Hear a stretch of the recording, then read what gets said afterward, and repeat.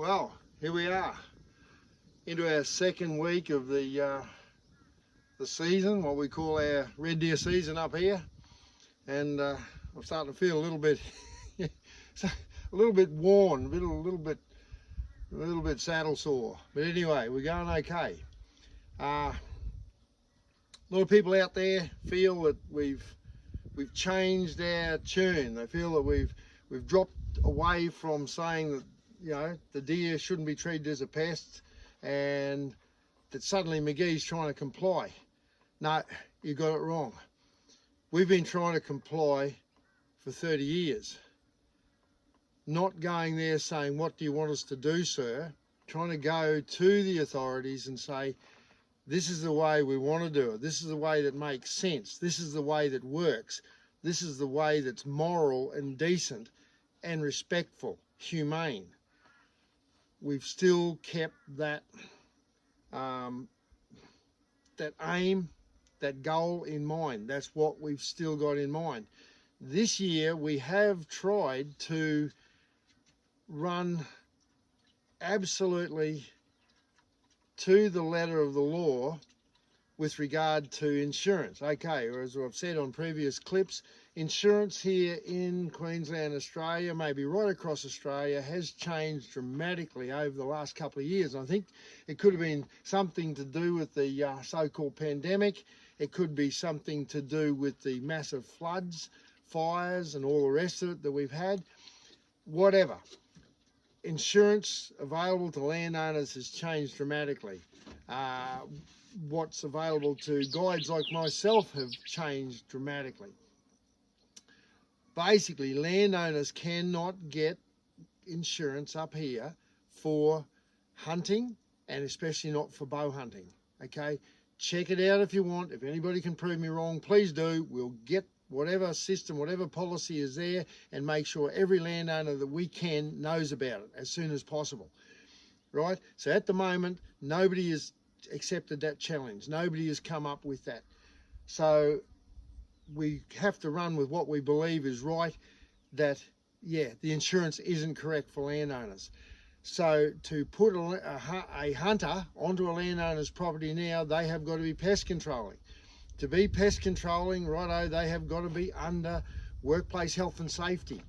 To do that, we need to have safe work method statements. We need to have PCBUs. We need to have toolbox talks. We need to have all that stuff. A lot of you people will be used to that, working in the mines or working in construction industry. This is just what you fellas do every day.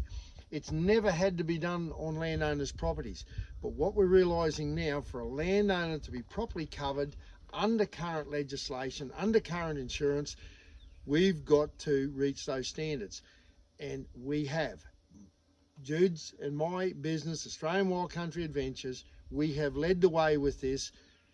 We have done so much on getting everything in place. All the safe work method statements. The people coming in this year, our hunters, our recreational hunters that we recognise, they have the skill set.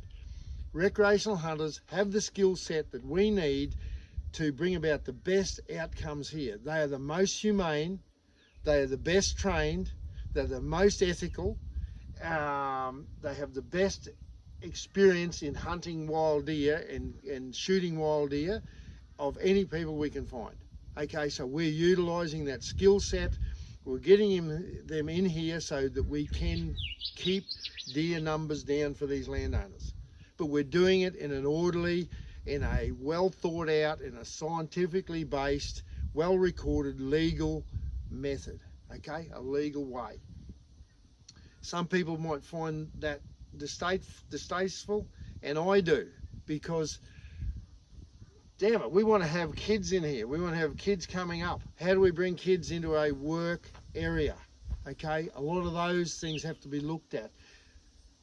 We do not ever want to class these animals as a pest. Yes, problematic. Yes, their numbers in some places are too high. They have to be brought down. We agree with all that. It doesn't have to be done in a attitude where you class them as a pest. We see people that just straight away grasp that pest mentality.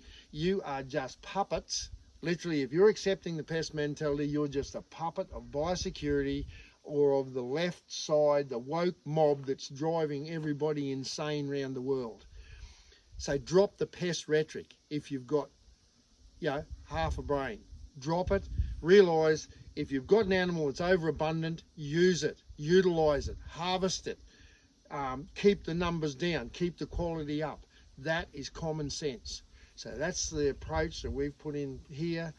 And like I said, it's just about done my head in this year trying to make sure that we comply with everything that has to be complied with. If we can get a system in place that is acceptable to recreational hunters, acceptable to landowners, and within the law, we will make sure that that is available to everybody through the Ridge Group.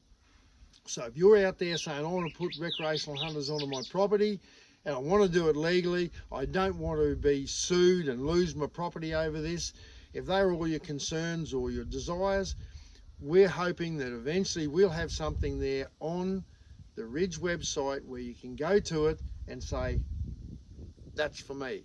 And we will assist you to get going, to get more hunters out there in the field, harvesting venison, harvesting antlers, having a good time, taking their families out there, but also keeping the herds in check. Stay tuned, people. Watch the Ridge website. Look at it under here. I'll put it down the bottom of the clip. It's going to be updated as soon as we can, the website there. We're doing the best we can with what we've got. So please stick with us and give us a go, eh?